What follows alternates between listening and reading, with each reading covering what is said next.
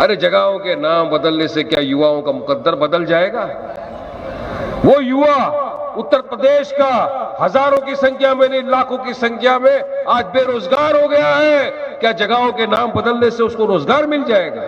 हर चीज है जिसके पास, मगर आए आपके बीच में घर परिवार संसार को छोड़कर सिर्फ और सिर्फ एक ही मकसद कि आपके बीच में से भी कोई ऐसा नेता पैदा करे, ऐसा लीडर पैदा करे जो जाए और असेंबली के अंदर और आवाज उठाए कौम और मिल्लत की, न मुसलमानों की हक की लड़ाई, न दलितों की हक की लड़ाई, इंसाफ दिलाए। जो 70 साल से हमारे साथ बेइंसाफी हुई है उसका जाकर इंसाफ ले हमारे असेंबली के अंदर। अखिलेश यादव ने कहा था उसमें, अगर हम उत्तर प्रदेश का चुनाव जीते तो हम मुसलमानों को एजुकेशन में और जॉब में रिजर्वेशन देंगे।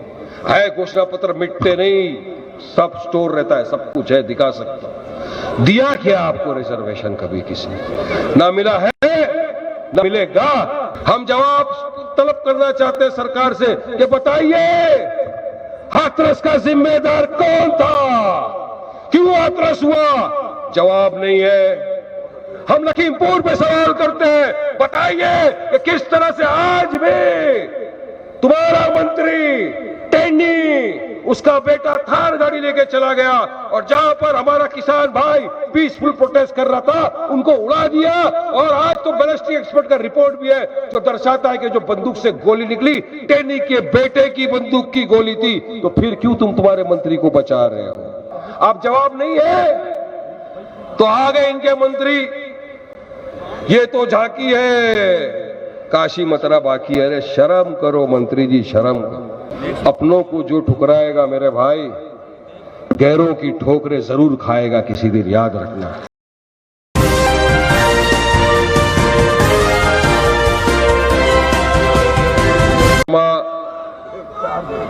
ऑल इंडिया मजलिस इत्तेहादुल मुस्लिमीन के आपके हमारे सदर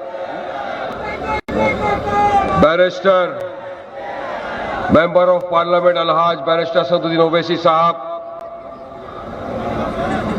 यहां पर मौजूद मजलिस इत्तेहादुल मुस्लिमीन उत्तर प्रदेश के सदर जनाब शौकत अली साहब,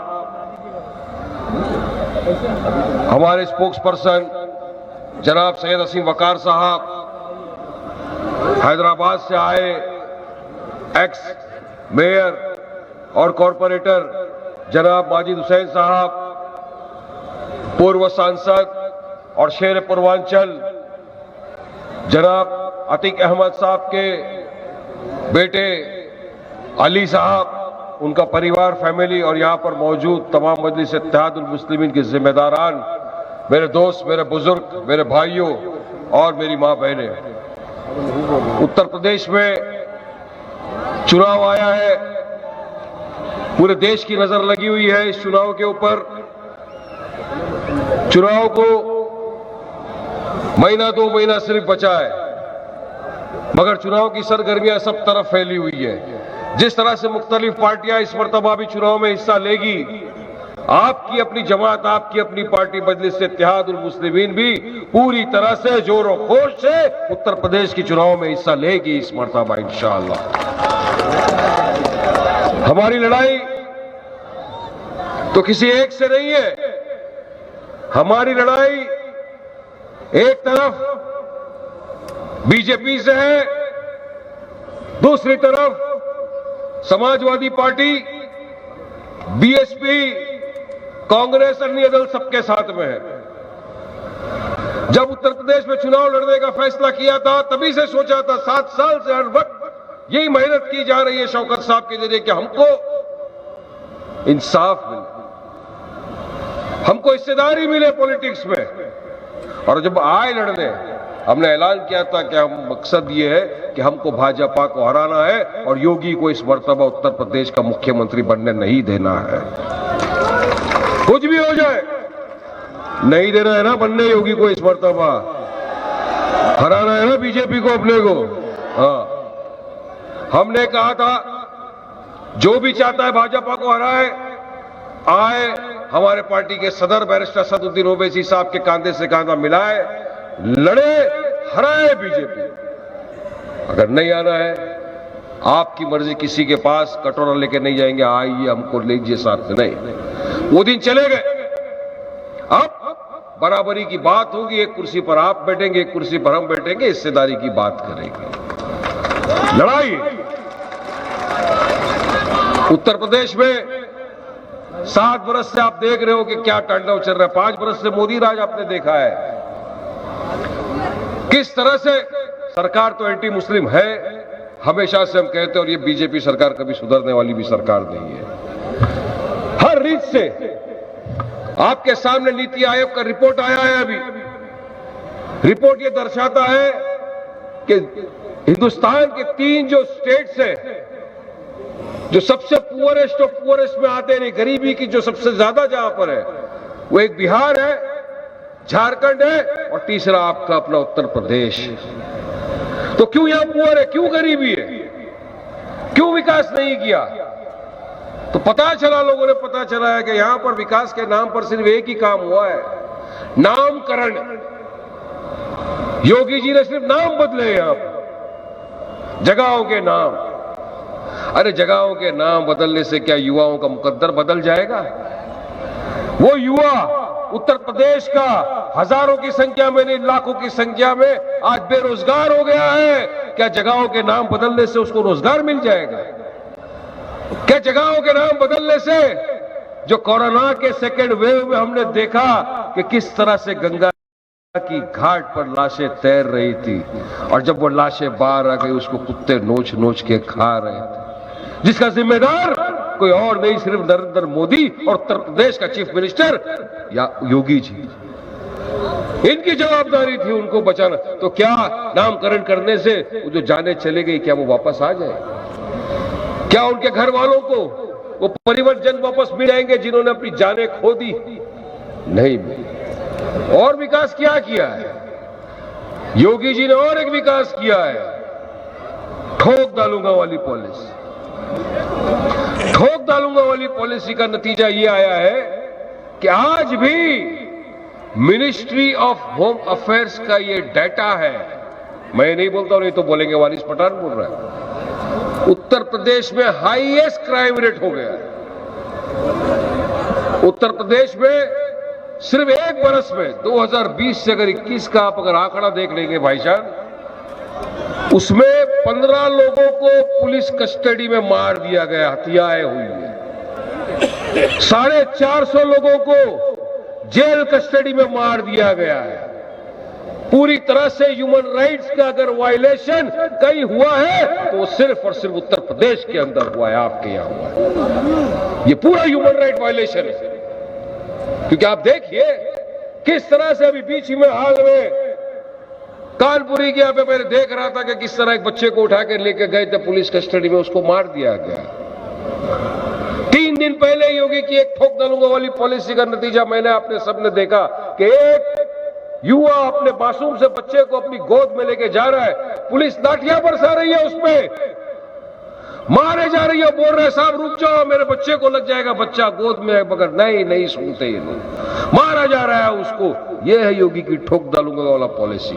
ये विकास, मासूम बच्चों को जेलों में डाल दिया जा रहा है, किसी पे यूएपीए लगा दिया जा रहा है। इस तरह से यूएपी इस्तेमाल किया जा रहा है, शादी में कार्ड बांट रहे, तेरे पे भी, तेरे पे भी, तेरे पे भी, सब पे लगाए।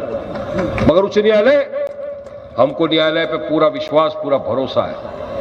न्यायालय इंसाफ करता है, छोड़ देता है लोगों को। उनको पता है कि बेगुनाह बेकसूरों पे खोटे इल्जामात लगाकर उनको सलाखों के पीछे डाला गया है।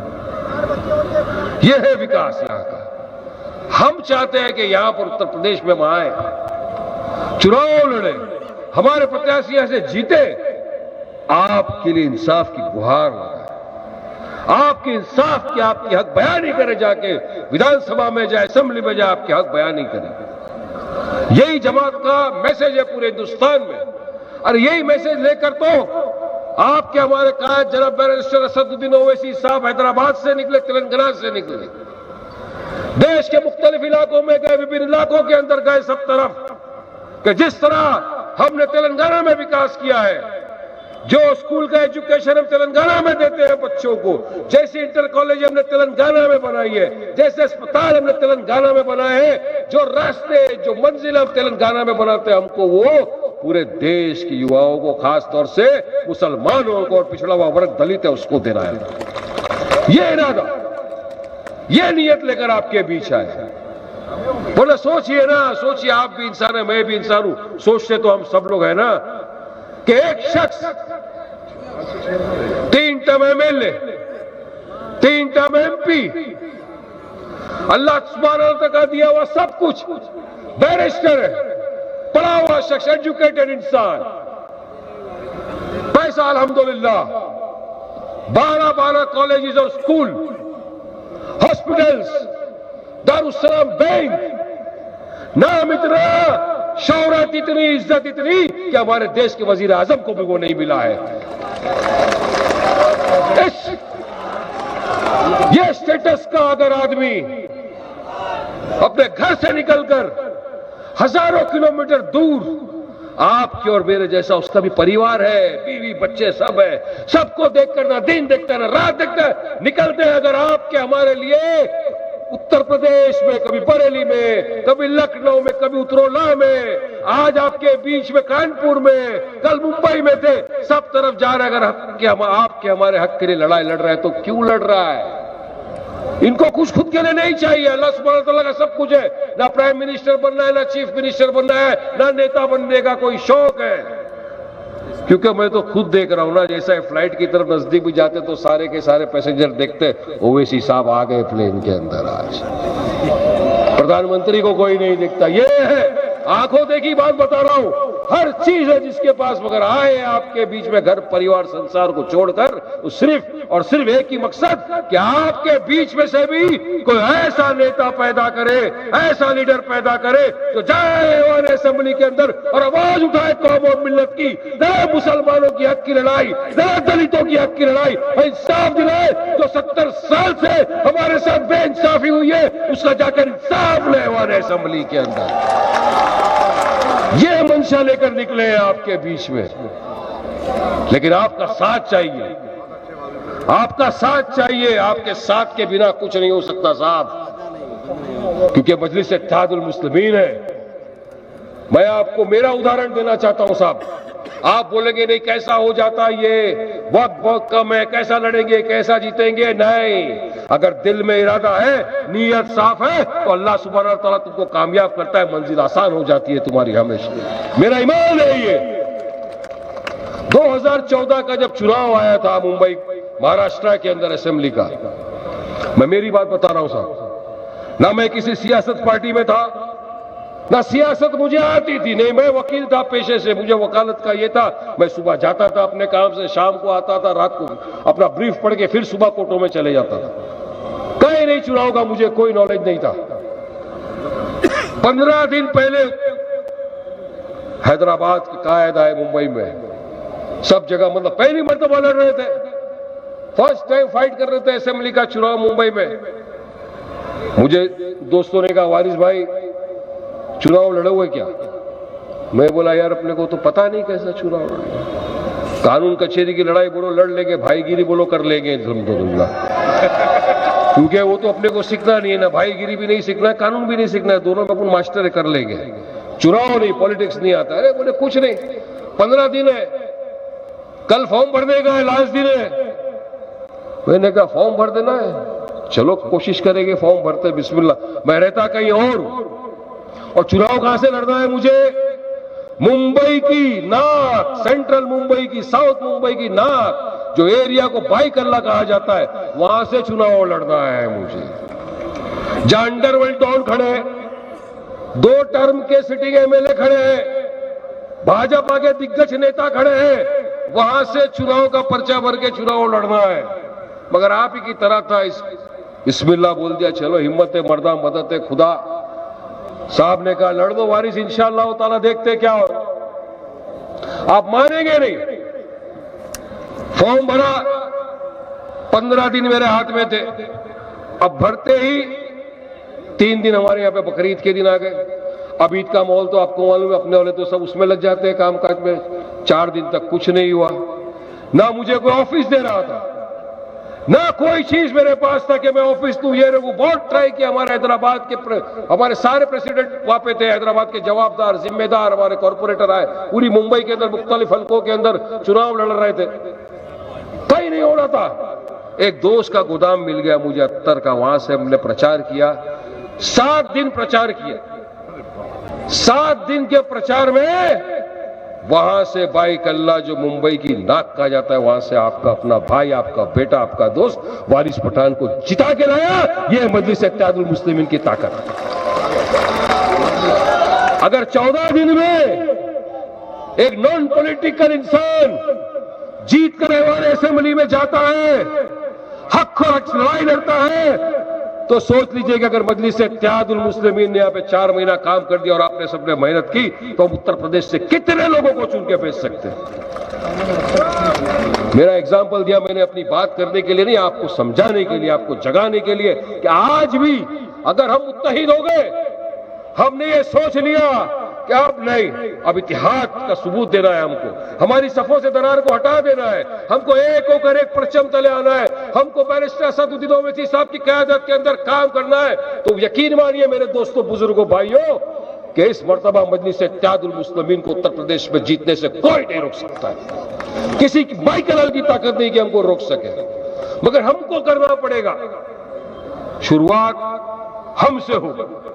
अगर हम इस पे देंगे, उस पे देंगे, वो करेगा, ये नहीं होगा। हमको आगे बढ़ना है। जो भी प्रत्याशी जवाब दे के इसके साथ लगना है, तो याद रखो, अमीर जनाब जवाब ने जो कह दिया, लब्बैक करो, उसका साथ दो, उसको आगे बढ़ाओ, उसको जिता के लाने की जवाबदारी लो। हम 20% है उत्तर प्रदेश में। अगर हम 20% वाले 7% वाले को वोट देकर सीएम और डिप्टी सीएम बना सकते हैं, तो अगर 20% ने सोच लिया कि हमको हमारी क़यादत, हमको लीडरशिप तैयार करना है, तो क्या हम उत्तर प्रदेश की राजनीति का पूरा रुख चेंज नहीं कर सकते? बना सकते हैं या नहीं? डिप्टी सीएम हम भी हमारे अंदर से, हम भी लीडर खड़े कर सकते हैं। हमारे 7% वाले को हमने बनाया ना। आज मैं आपसे पूछता हूं, आप बोलोगे नहीं ये जवाब मेरे पास। यादवों का नेता है, जाटों का नेता है, दलित समाज का नेता है, राजभरों का नेता है। मैं पूछता हूं मेरे मुसलमान भाइयों, दोस्तों, बुजुर्गों, मेरी मां बहनों, क्या आपके पास कोई उत्तर प्रदेश में आपका नेता है क्या? कोई आपकी अपनी जमात कोई थी क्या अब तक?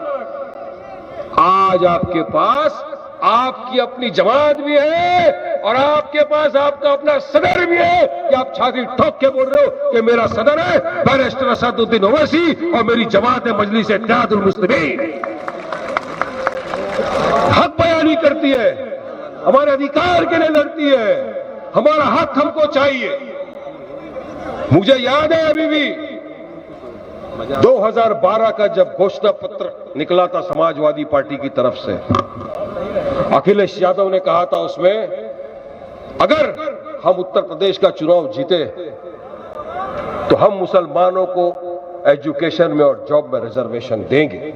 है घोषणा पत्र, मिटते नहीं, सब स्टोर रहता है, सब कुछ है, दिखा सकता। दिया क्या आपको रिजर्वेशन? कभी किसी ना मिला है, ना मिलेगा। लेकिन अगर मजलिस इत्तेहादुल मुस्लिमीन के प्रत्याशी जीत के आते तो इंशाअल्लाह हमारी लड़ाई लड़ते रहेंगे, हम फाइट करते रहेंगे, आपके हक के लिए लड़ते रहेंगे, आपके रिजर्वेशन के लिए लड़ते रहेंगे, आपके आने वाले बच्चों को अच्छा एजुकेशन मिले उसके लिए लड़ाई लड़ते रहेंगे।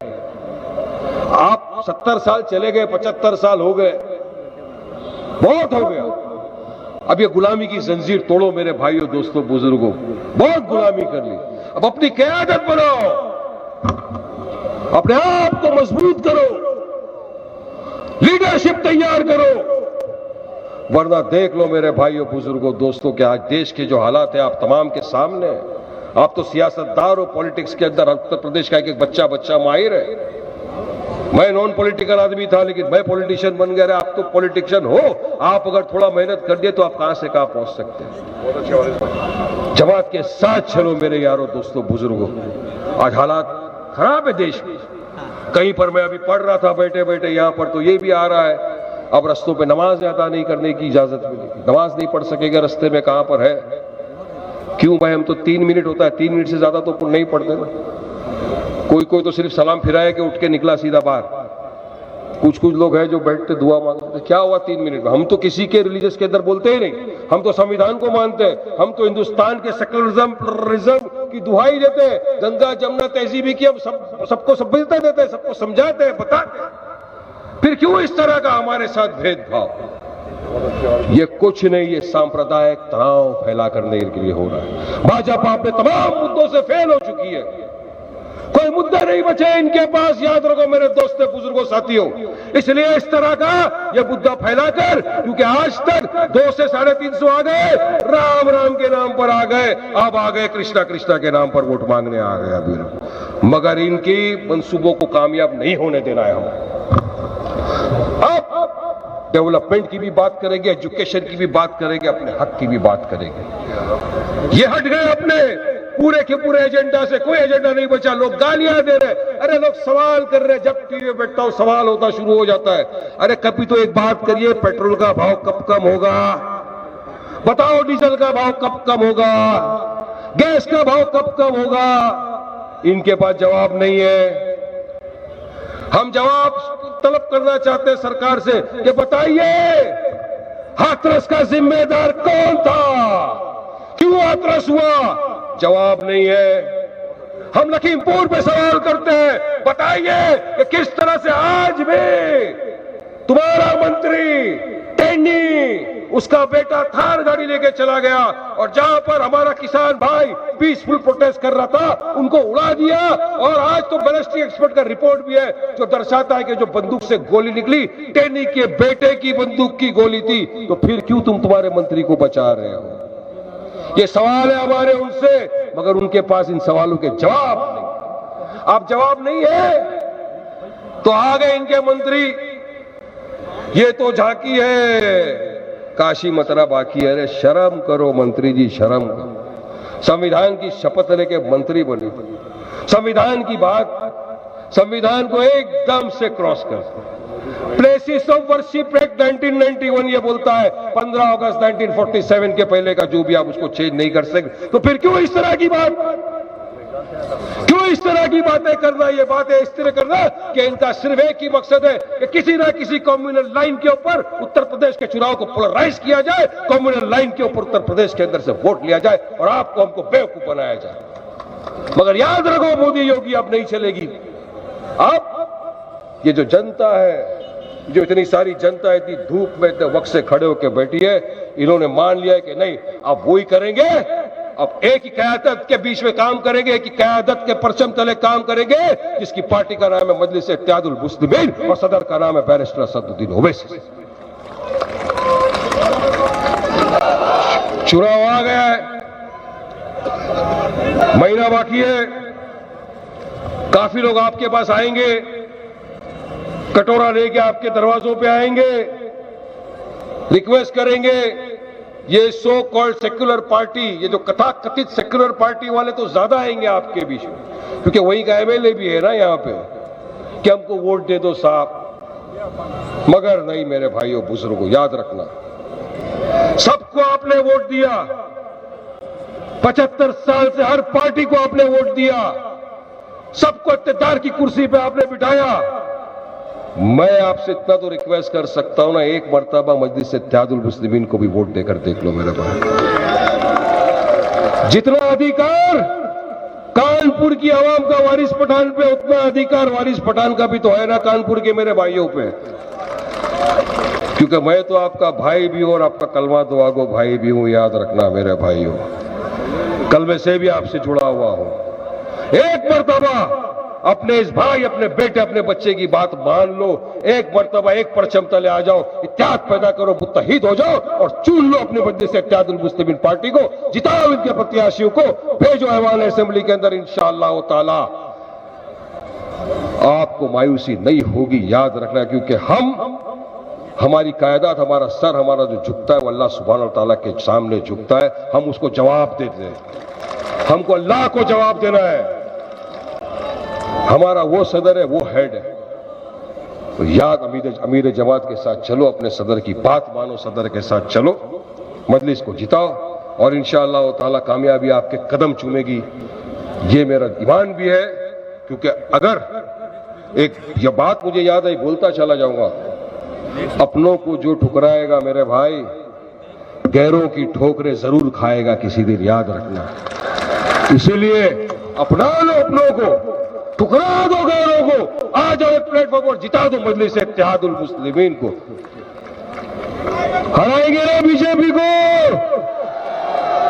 हराएंगे ना समाजवादी को, हराएंगे ना बीएसपी कांग्रेस को, मुत्तहिद होएंगे ना, पैदा करेंगे ना इत्तेहाद, जिताएंगे ना बैरिस्टर असदुद्दीन ओवैसी की पार्टी मजलिस इत्तेहादुल मुस्लिमीन को।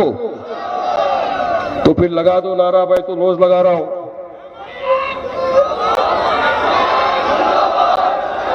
हिंदुस्तान हिंदुस्तान, मजलिस इत्तेहादुल मुस्लिमीन, बैरिस्टर असदुद्दीन ओवैसी, जिंदाबाद जिंदाबाद। बहुत बहुत शुक्रिया। अस्सलाम।